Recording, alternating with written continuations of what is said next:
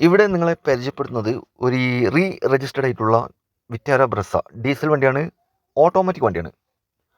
2018 മോഡലിൽ വരുന്ന ഈ വണ്ടി ഏകദേശം 1,35,000 കിലോമീറ്റർ വരെ ഓടിയിട്ടുണ്ട്.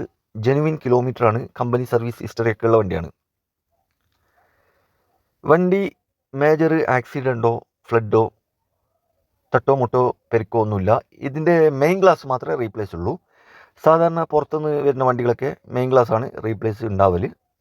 ഇതിൻ്റെ ബോണറ്റോ ഡിക്കോ ഡോറോ ഒന്നും തന്നെ റീപ്ലേസ് ഇല്ല. ചെക്ക് ചെയ്യുന്നവർക്ക് ഫുള്ളായിട്ട് ചെക്ക് ചെയ്യാനുള്ള ഓപ്ഷനൊക്കെ ഇവർ തരുന്നുണ്ട്.